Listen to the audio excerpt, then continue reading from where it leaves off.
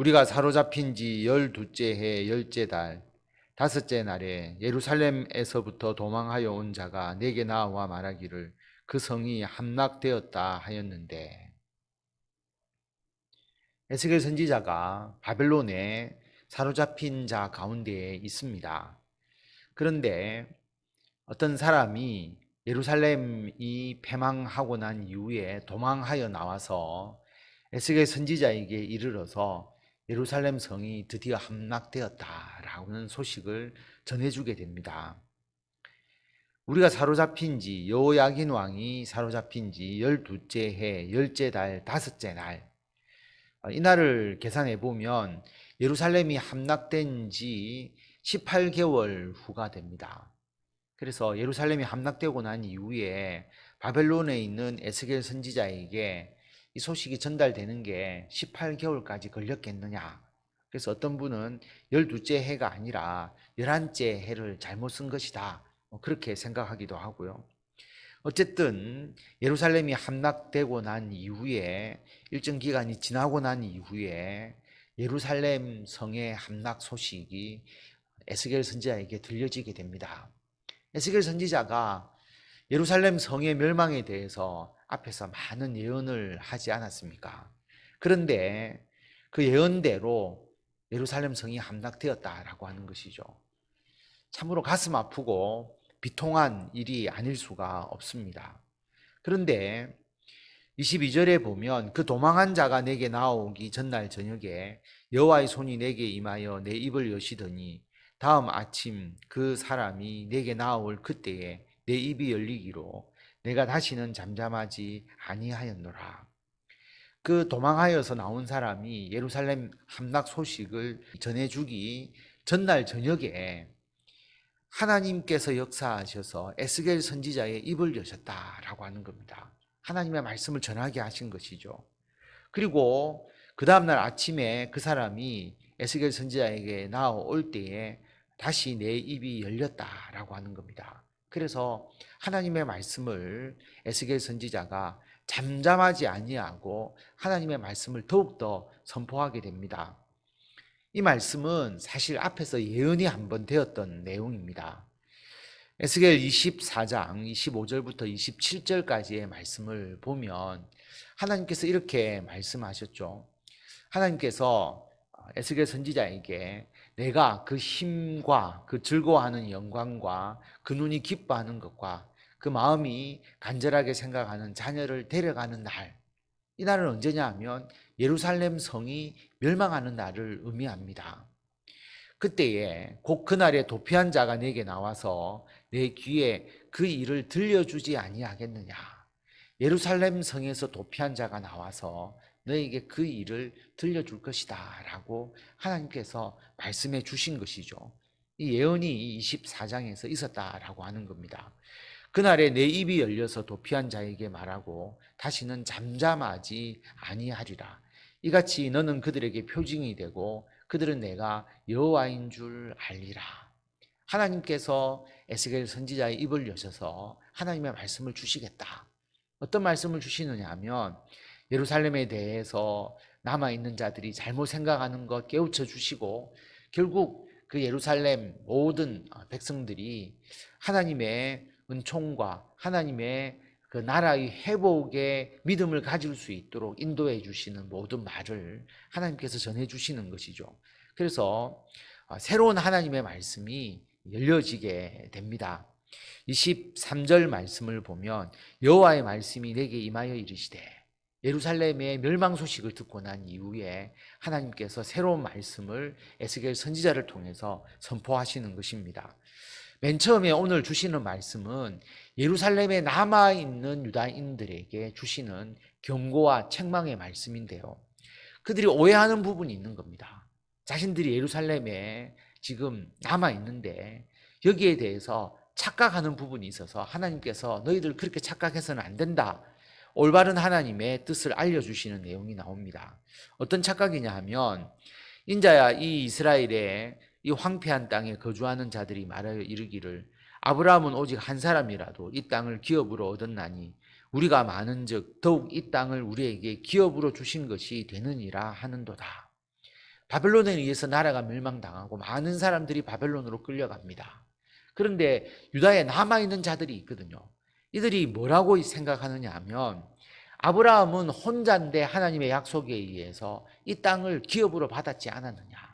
그런데 우리는 아브라함의 후손이라는 거죠. 육체적인 후손이니까. 그리고 우리가 예루살렘에 남아있는 사람들이 많으니까 하나님께서 이 예루살렘을 우리에게 기업으로 주시지 않겠느냐. 우리가 이 땅을 차지할 수 있다라고 하는 그런 생각을 가지는 것이죠. 하나님께서 이게 잘못되었다라고 말합니다. 아브라함의 조상이라고 육체적 조상이 중요한 것이 아니라 아브라함은 하나님을 믿었잖아요. 그렇기 때문에 그 믿음의 조상으로서 하나님이 그 믿음을 의로 여기시고 이 기업을 주신 것인데 이스라엘 백성들은 그렇게 하지 못했다는 거죠. 하나님에 대한 믿음을 가지지 못했습니다. 그런데 아브라함의 육체적인 후손이라고, 그리고 자기들이 예루살렘에 남아있다고, 언젠가는 이것이 우리들의 기업이 될 것이다, 그렇게 막연하게 생각하는 것은 잘못되었다라는 것을 하나님께서 말씀하십니다. 그러므로 너는 그들에게 이르기를 주 여호와께서 이같이 말씀하시되 너희가 고기를 피채 먹으며 너희 우상들에게 눈을 들며 피를 흘리니 그 땅이 너희의 기업이 될까 보냐. 그들의 행위는 뭐냐 하면 고기를 피채 먹는다라고 하는 겁니다. 율법에 의하면 하나님께서 고기에 있는 모든 피를 다 빼고 피는 먹지 말고 살코기를 먹도록 그렇게 하나님께서 명령하셨잖아요. 단지 피채 고기를 먹은 것만 말하지만 하나님의 율법을 지키지 않았다라고 하는 단적인 예입니다. 그리고 우상들에게 눈을 들었다는 것은 우상을 숭배했다는 것이죠. 그리고 피를 흘렸다는 것은 살인을 했다는 의미지 않습니까? 그러니까 예루살렘에서 하나님의 율법 지키지 않고 우상 숭배 행하고 그리고 하나님의 말씀을 따르지 않고 살인과 포악이 일어나고 있는데, 당연히 너희들이 아브라함 후손이고 그 땅에 지금 머무르고 있다고 해서 그 땅이 너희의 기업이 될 것 같으냐. 하나님께서 그렇게 말씀하시는 겁니다.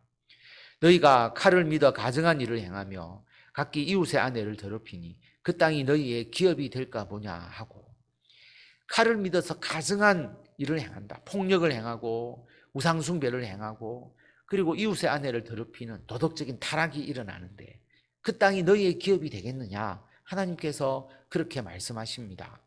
너는 그들에게 이르기를 주 여호와께서 이같이 말씀하시되 내가 나의 삶을 두고 맹세하노니 황무지에 있는 자는 칼에 엎드러뜨리고 들에 있는 자는 들짐승에게 넘겨 먹히게 하고 산성과 굴에 있는 자는 전염병에 죽게 하리라.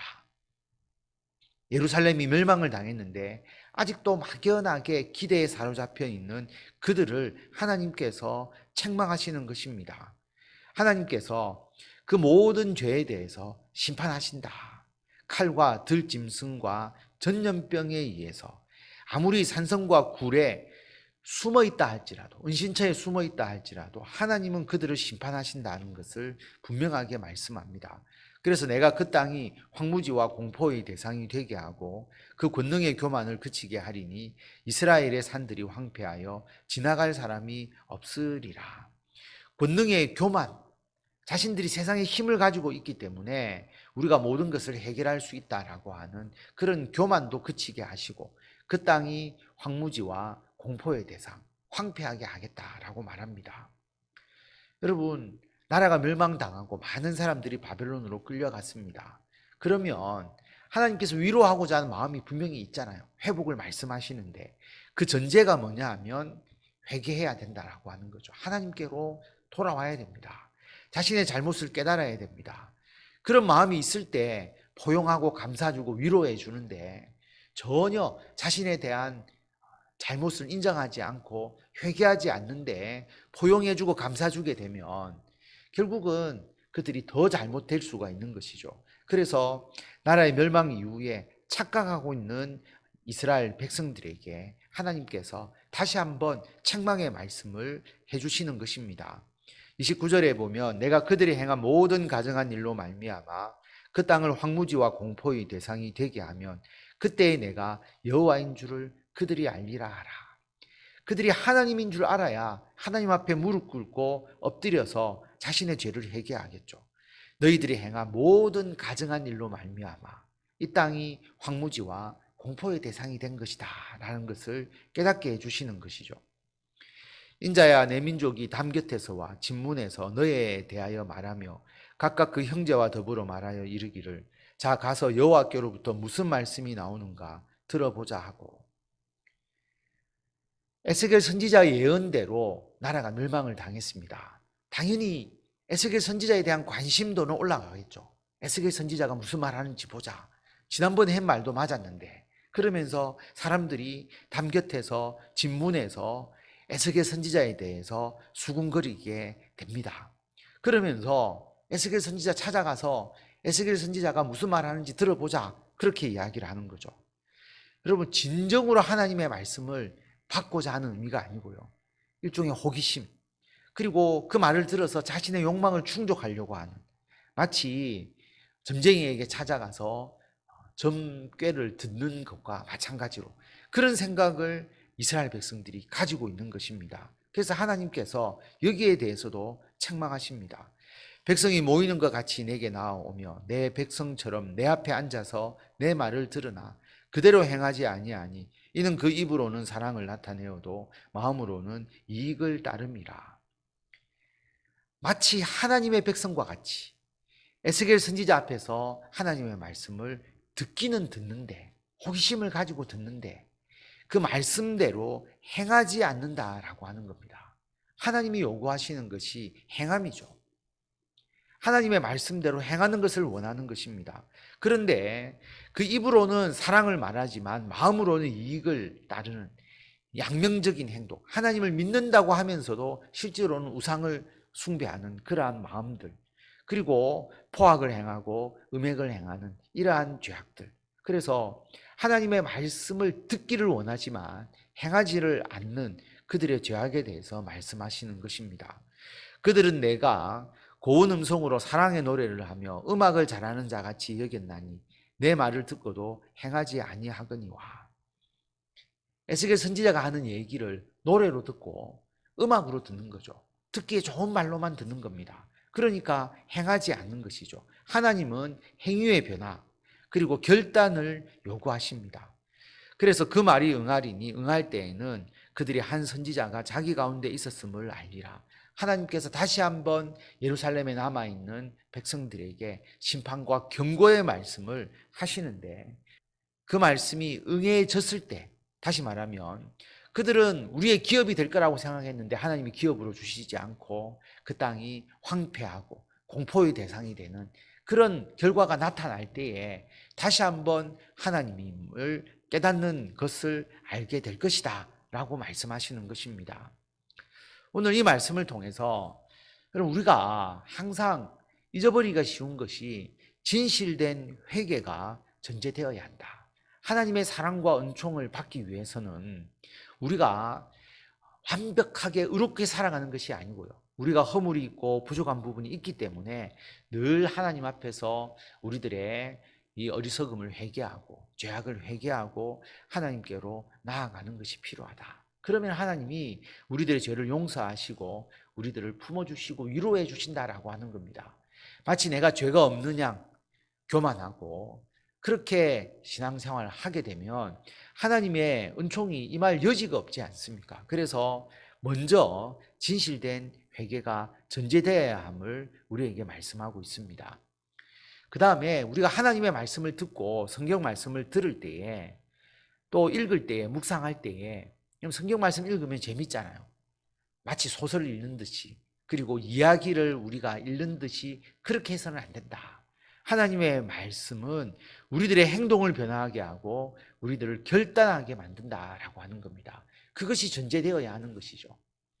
그런데 마치 이 성경을 율법책처럼 우리가 이 율법책 하나하나의 그 구절을 지켜야 되는 것처럼 우리가 하나님의 말씀을 받아들이면 이 하나님의 말씀의 의미가 없는 것이죠. 하나님의 말씀은 우리들에게 하나님에 대한 사랑, 예수 그리스도에 대한 사랑을 가지게 합니다. 사랑하기 때문에 우리는 그 말씀을 따라서 행하게 되는 것이고요, 이 말씀을 그냥 듣고 그치는 것이 아니라 이 말씀대로 우리가 자연스럽게 행하게 되고 이 말씀을 지키려고 노력하는 것이죠. 여러분, 사랑하게 되면 우리들의 삶이 변화하지 않습니까? 그렇게 되는 것처럼 하나님을 사랑하고 예수 그리스도를 사랑함으로써 우리들의 삶이 변화되고 하나님의 말씀이 단지 귀에 듣기 좋은 이야기가 아니라 우리들의 삶을 변화시키는 귀한 하나님의 능력이 된다라고 하는 것을 기억하시고 오늘 말씀을 통해서 우리들에게 주시는 주님의 뜻을 온전히 이 땅 가운데서 행하시고 주의 은총을 받아 누리시는 성도 여러분들이 다 되시기를 바랍니다.